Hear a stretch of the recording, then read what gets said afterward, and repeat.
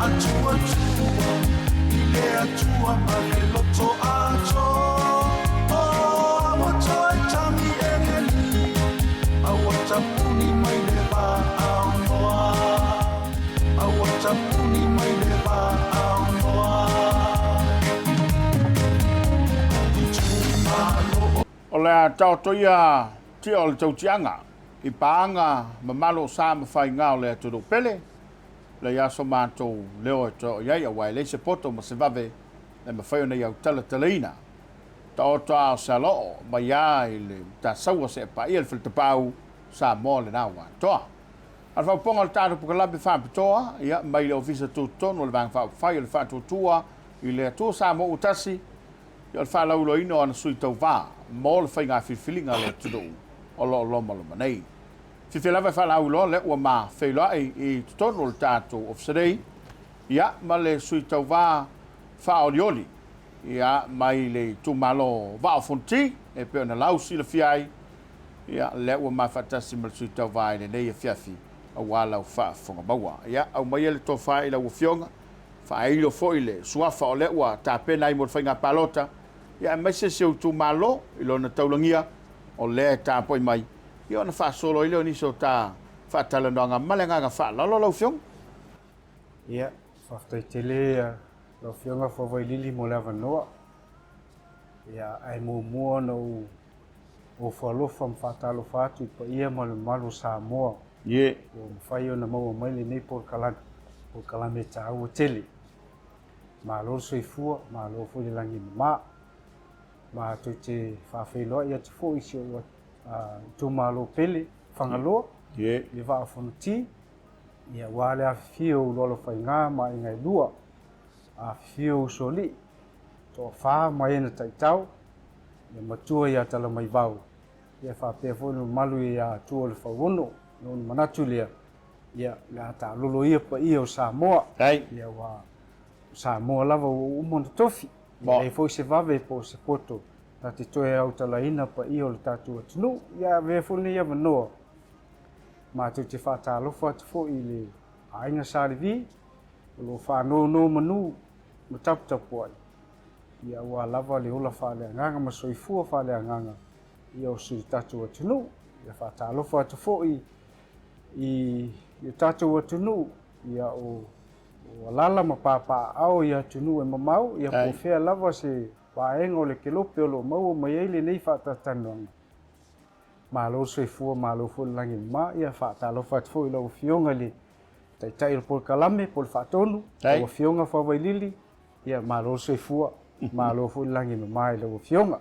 Ia o lo ingoa o Fuimaono Tui Vaitolo Ofoia o te matai mai le suafa Fuimaono I le Alalafaga Uafato Ia whapena foi ona o matai mai le suafa tui I le afioanga o Samamea I whangaloa lava. ma lo whaftai lau fionga I le ngā whatasi lau fionga Fuimaono ia o le ua mai mo mai lo tātou turu a tonu foi ua sila fia I lau Itumalo ia lo wha moe pe ona tāpena a le fesili a malenganga mauna Ola lava le wha moe wala I ona e manatu. E te tau wā le whainga whiwhi. E ei se wha, se me u wha o sofia ina lo whina galo. O le taimi nei te tau wā. Marangang whalo. Ia, after tele lava lo whionga whawailili mo le whafsili. Tātou te talitonu lava I le wala wina. Mali. I musumusunga le anga pa ia. Ia mai se foi o le timing. The timing. Ona a o baba ai isi o matu Itumalo. O te loa pau leo le Itumalo. O le matua I mafatia lava I le leo a wala. Le eise whale mai. Ia le foi ele levana tāpuni atu le a o ngā maualunga I maasina. E ei foi nisio a o ngā sa tāpunia. Ona ole le lava o whaia onga. Pehila o leo o latum I pei fono tanga ia masi fo I o whaalawelave a waia toa iso matu Itumalo. te wa'aia lava mo te whaalongoina le tangi mai o se matu Itumalo I le leo awala. O te loa vai ane ale whaufonga Samoa. O te loa lau le leia tuai nisi o awala ngā lue. I se fio. I tala mo I al tala leo te whaia I se fio anga. Nei loo I awala. Ia maiso loo papa au mawhiwhio ai le mamalu le matu Itumalo. Mali. Pio vaenga rea. Ia Malaysia vaenga. Lea lava tātou te pisa I whainga whaavae ia maisi foita I ala le a mālo au whaatasi. Lea tātou ia le 2030 agenda o Sustainable Development Goals. O ina le whausia mai ela tātou tai ala lea National Strategy o le Pathway for the Development of Samoa. O ia whainga whaavae mai ia tai ala. O le manu lauti, ia ma le theme I tu atu, po o se aotelenga. Ia aua nei ia I se mativa. Pe au atu le tausanga lua o. O le whapetania. No one is left behind. A sila lai le tatu Atunu'u I temi nei. O le tele o Itumalo ia maisi fo ia fio anga. Vai ane lava le whaafonga maua le Atunu'u. Ese le leo lato awala. Leia lato whare mai. Ai peita, o se matu Itumalo. E pei foi lea se Itumalo o tu lafo ina. O se tala mo ia nata lo fionga whawailili. O le aula ia mai tau, o tele tau sanga. Ia o le sasai ni e tatu Atunu'u le marienga lea ma le Atunu'u Uafato po le United Nations. I le asurufu limo se te malua o te Salimu. Ia te tau ngā lue whaatasi ia Atunu'u. Ina ia mauala lea, ia ausia le manaonga lea. Ia o atu tausanga lua o tolu o. Le se mativa. Ia ai peita. O leua o matau. Ia pei fo lea ua le aise sosoani o atu le mātou Itumalo. O le fisiri la. E whawhewhena ausia si o tatu atu. Pe a whapea. O lei se vaenga o le tatu Atunu'u ele o ia le fisosoani ele malo. E pei leo o una fo o mafofau, whapea. O ta pena foi le whaal mafofau, mo mafofau le li. O le ase se sona, le ase se a whapea o lona fine ngalo lea. Ia o walu e whai au masui o le matu Itumalo. Ina ia fina wina ia vaenga ia molo whaal lava lo fionga pawaidi. Whaftai. E se le tamau ainga o le vaenga ma le whasoa Fuimaono. Mai e longo lava itino matangi angi malie e pe o le foi upo le tudo. A tonu foi o le langona le o na iu tangata le Itumalo o whangaloa. Ai sea la wa e manatuai. O le whatu tuai le tusa mo tasi o le fua te Tauave. A le foi e le tel tonua. O la foi isi van fai. Ai pe o le o tusi lo au musi lo au. I le fast e tapena. La se fa no ngoi lo fio. Kafte tele lava lo fionga whawailili mo fisiri. Ia peia no ta ua le matanga o le ta whatatana. Ta te whalangolango lama whaamoe le musumusunga le nganga pa ia. Mali. E musuia o tatou mafofau mo tatou lotu. O le ale me tauna whai. O le si vaenga sa uti tilo ia. O le langolango le Atunu'u I tatou vaenga whau whai.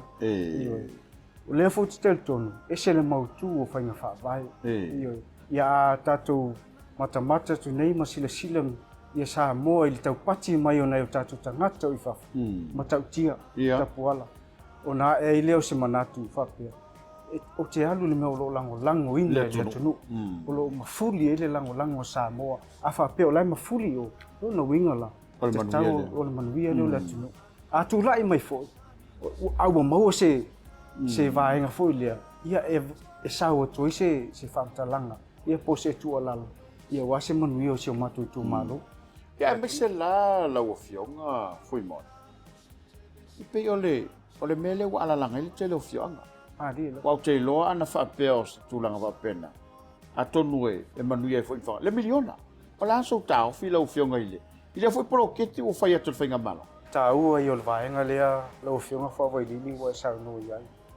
o te loa foi o le foi moli mau ma tau tino tangata se tatou tunu o manuia i le whamanianga Mali. paua nei vaenga tauna toi tā pena i ai ina ia tā pena le lei whainga whaavai ia le a tono o se polo ke timo mua foi le tāturia le ia ia whawhitauri ele misia ma whawhitauri a ua ao ngā foi la ia whawhitauri wa tutupu ai ia ua mau ai foi ia o se manatu e tau toi tā pena i whainga malo a o le polo keti o te matua i whawhitai a le polo keti le lango foi a le tātu tunu ia mai se foi i whainga malo o tūlai mai ia ua lava ia tūlanga o tūlai mai ia la no le anava tau lava lea le whatu le tua Samoa taspe atu lai mai i o lato miliona tā la so o la lai a au o le afionga le li whaipule polta mai tai whaipule malana komiti le whaasoena o le miliona a le leia whaasoena ia te roe ai ono le a e fuis whale ton o le a manuia tangata lautele o si o tātua tunu Alofa ftai. E se senga o pule ngā malo Fuimaono. Ia wau te lo foi e mo lewa foi na e tau mulmuli lai tū le HRPP mai ai foi pulenga. Le u foto ai mai le sao le whantoto i le tu Samoa tas. E li a tō lima tau sanga. La sau si sila iai i pulenga. I lona whatau tonga. Ma lona whatau tenga o le tātou toro. After i tere la ufionga whawai lili mo i whaafsili. Ia o te talitonu. O te tau manino to ai longa i se o tātou e le muli ta i le lafo i vaenga i le. Moilam. I vaenga o lo puipuia ia te tau tangata pole i tau pipi. A le foi la ua o menei swinga foua tūlai mai. O na mawele o ni manatu foi lea. Langa o te whatau a ina le manu lauti. A le whatuatua i le tua Samoa ua tasi. E a ngā i le atina e ina o tatou o nuu mafio anga. Manuia. Ia maise o whaalapu tonga tuma oti. Pe o ina foi lea e whaoso fia i se langona. E se le tāu o le vaenga lo whionga whawai lili. Ia e sila foi la i tua i nuu ma Alalafaga. O te le swinga. Ia. Ioi. I le nei whātau sanga. Te le swinga le whātau sanga. Ua maua e nuu mafio anga mau lato sui taitasi. Ia ni vaenga foi e whaatino ia lato a tēnai. Ia pei o tulaulenga ngana i o peo o pāi e whaongai. Mo me whaongo o lafumanu. Ia o nei vaenga foi ia e whaongai le a tēnai lea. I te peo whatoanga i o whainga whaiva. E pei o lau ia nā mai tau lau whenga whaiva i dili. Te rel swinga. O manui le foi muli mau. E foi a mātou awa onga na ave tua. E moli te le o le feedback a tangata. I le mānei o lea initiative wa foi lea u whaama ite. Le malofo. Le malofo. Se pei lau se mitimtanga lana. Ia talo sia ia le alanga i luma. Ia whaau pea. Ia awa ia malo wau sui. Lea foi lango lango le mātou Itumalo. Ia whaau pea lea sosoani mona i tātou tangata. Alofa ftai. Ia ono le tātai mi whātulanga ina lau o whionga i le ngā whatasi. Ia se vangi toi whapai le Itumalo malan tāpua inga. Ia mai se o lau tāpenanga mō le whainga whiwhilinga. Ia ona whamaelo tāpukalamalanga whānoan. Ia whaftai lo whenga whawai lili. Ia te loa vele nei tū lae. Watu wai se tālo sanga. Ia mai se fōi se whaolo maau le pa ia malu le tātou Itumalo. Ia tō mai a laupule. Tō mai a laupule ma mai o whamanianga. Ia mawhai ei ona tau lau al whamai moe. O sesi lava i tū. Ua lai ona o si ilo lima. O te tau tua i si o tātou Itumalo. Ia fia whaise sao. I le ngata i le lei. Ia whai ni mea mautū mo so tātou Itumalo. Ia i le o pōse lilo le nei vai tau. I tātou au wala. I le lei. Ia whapena foi. Ia awa onga. Ia awa se whale mai foi. Ia wā e sulu o tuaisi o tātou Itumalo. Ia o le tātou Itumalo. Ia pei o tātou e motu ese lava male motu ne upolu. Whainga tāo na uia o wale o mai ai i le taulanga. Ia tāte fia manao. Malota naunauta inga. na ia whaani le ia vaenga ia le ngata fo ia au nisi fo i tapenanga Mali. mo le lumanai ia wā lava se le lei o le tatou Itumalo ia o le nei taimi le vaai atu fo i tapenanga ia maise o ni whawhita au le whengai ma le tatou Itumalo te le tangata e fia mai moa ma fia malanga atu i tua ia tatou ia ele o povu se lilo o tatou Itumalo iei o loo iei tala o le vavau e fia mai moa ma fia asiase tu iei tangata mai moa mai whawhai misi fo i le pa ia malu se tatou Atunu'u ia e panga lea ia o le lei o tatou wala ia pe o le vaenga lea talo sanga tu iei ia mo le loto mawalalo ma le whaalo al tele ia to mai Alaupule ia whangaloa i vao Fonoti ia whai au mo tatou sui ia wale whalanga mai ale Atunu'u ia o lo manei e ala i lana whainga whiwhiringa al Palota ia e vea fwele nei tūlai muli te le atu whaatai ia whionga le teitei whono le vaenga whai e whaatoa le tua Samoa tasi ia whionga le laule le mali toa ia mo le talia ina foi o le sui whaarioli ale Itumalo whangaloa le vao Fonoti Taelefaga mo le talia ina ia matu te talo ia talo se ia le whamoemoe ia anga le leile atua ina ia whai ona tatou au ona matautua ia wase manuia o se o tatou Atunu'u ia se tala lea ia Taelefaga lau whionga whawailili mo le avanoa manuia tele fuafuanga o le nei aso tai tai le fionga Fuimaono Tui Vaitolo Ofoia o le sui whaolioli ma le sui Tauave ale ainga le whaatotua i le atua Samoa tasi mo le Itumalo le vao Fonoti wa le whainga whiwhilinga le Atunu'u o lolo manei Taelefaga lo mafta mai malau mai wanga manuia lau whasaunga le repo to whai soifa Awa tapuni mai